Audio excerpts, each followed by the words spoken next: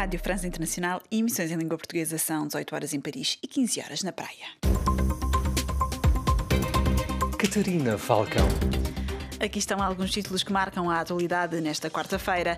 Em Angola, o milho começa a escassear. Em São Tomé e Príncipe pode haver uma nova greve da função pública já na sexta-feira. No controle técnico desta emissão está o Salles Chili. O jornal começa agora. Maputo 105 FM. Angola antevê dias difíceis devido à falta de cereais, que já é uma realidade neste país. Por estes dias, a produção de milho já começa a escassear no mercado, confirma o responsável do Ministério. O relato é de Francisco Paulo, em Luanda.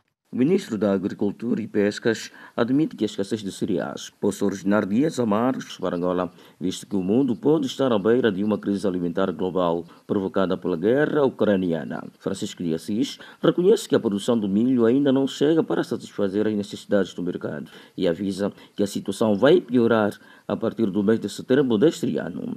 Por isso, o governante propõe o cultivo de 10 milhões de toneladas de cereais por ano, em detrimento dos 3 milhões, no sentido de se inverter o atual quadro.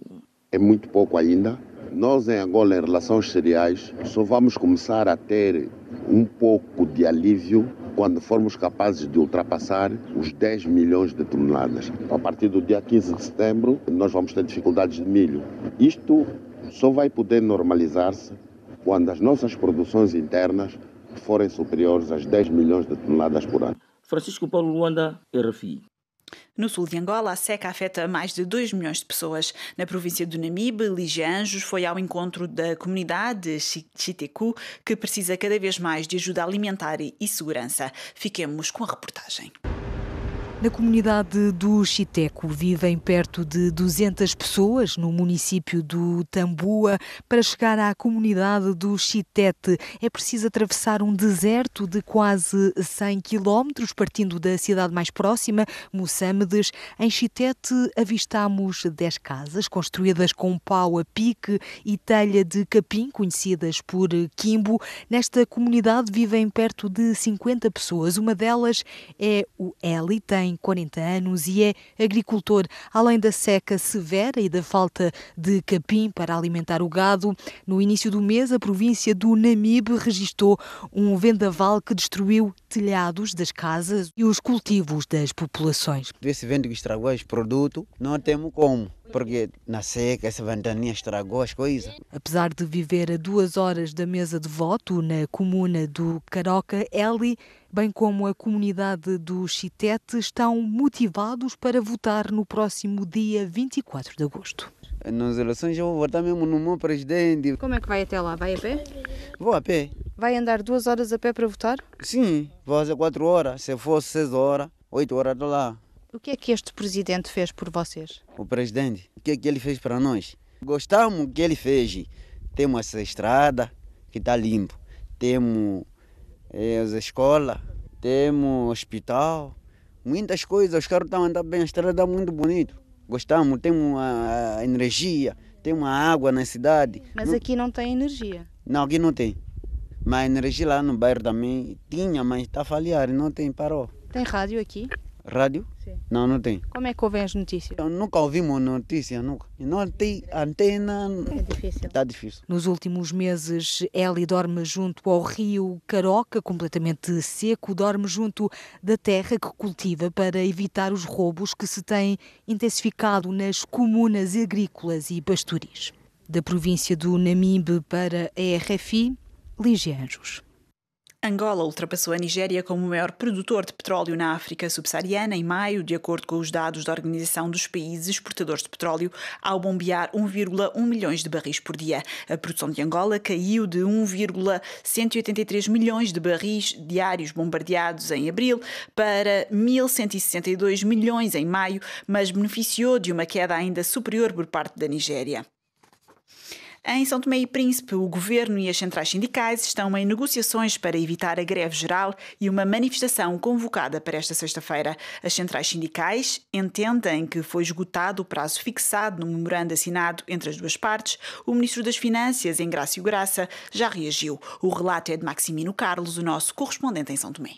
A central sindical ONSTEP convocou esta manifestação para sexta-feira naquilo que considera ser o incumprimento do governo para o pagamento do salário mínimo nacional, segundo João Tavares, secretário-geral da referida central sindical. Nós submetemos ao governo um pré-aviso de greve e também estamos trabalhando para organizar a manifestação pacífica para a próxima sexta-feira. Reagindo a este apelo, Engrácio Graça, ministro das Finanças, disse que toda a tramitação foi feita, aguardando-se a sua promulgação pelo Presidente da República. E a qualquer momento nós queremos que será promulgado pela Sua Excelência Presidente da República, imediatamente passaremos à fase de execução. Mas onde está o problema?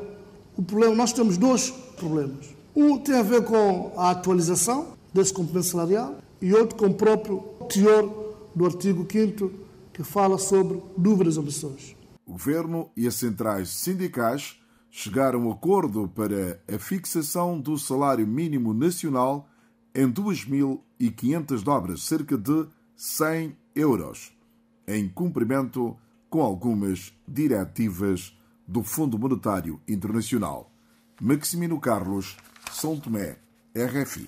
Ainda em São Tomé e Príncipe, o Banco Central reviu hoje o cenário macroeconómico para este ano, antecipando uma inflação de 15% e um crescimento económico de 1,4% e subindo a taxa de juro diretora para 10%.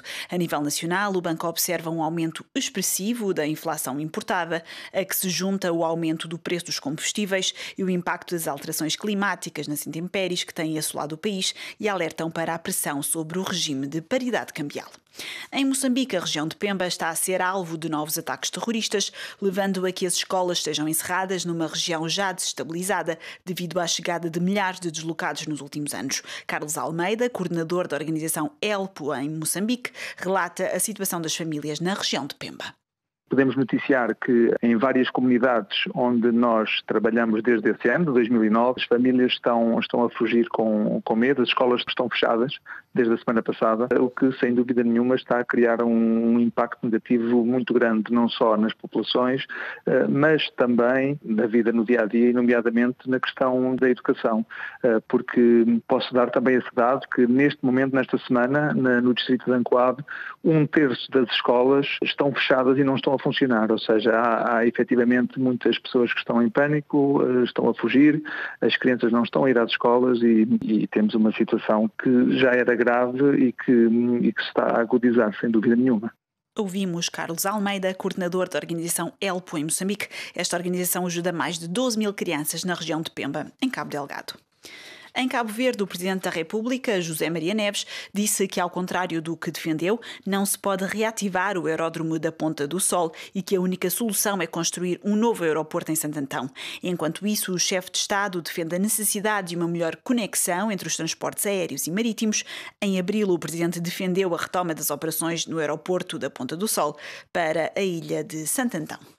No Mali, soldados franceses capturaram um importante líder jihadista numa área de fronteira do país, segundo anunciou o Estado-Maior francês. O extremista já foi considerado um possível sucessor do ex-emir Adnan Abu Walid al-Sarawi, que os franceses neutralizaram em agosto de 2021. A França está atualmente na fase final da sua retirada do país africano, após fortes e importantes desavenças entre Paris e a junta militar no poder. Emmanuel Macron, presidente francês, está hoje na Moldávia e disse que a candidatura deste país à União Europeia é legítima. Junto da presidente moldava, Maria Sandu, o presidente disse que o conflito na Ucrânia foi abordado, com o presidente a mostrar-se favorável à entrada da Moldávia na família europeia, pedindo aos restantes parceiros europeus que enviem um sinal claro e positivo a este país já no próximo Conselho Europeu de 23 e 24 de junho. A Europa enfrenta a partir de hoje a maior onda de calor dos últimos 20 anos, com os meteorologistas a preverem que no sul de França as temperaturas fiquem entre os 35 a 40 graus já a partir de hoje. Na região da Andaluzia, no sul de Espanha, os termómetros bateram os 43 graus. Além de Espanha, Portugal e França também sofrem com o tempo seco e o sol forte. Oficialmente o verão começa na semana que vem, mas as autarquias francesas já reforçaram as medidas urgentes, como o racionamento da água. Obrigada por ter acompanhado este jornal. Continue connosco.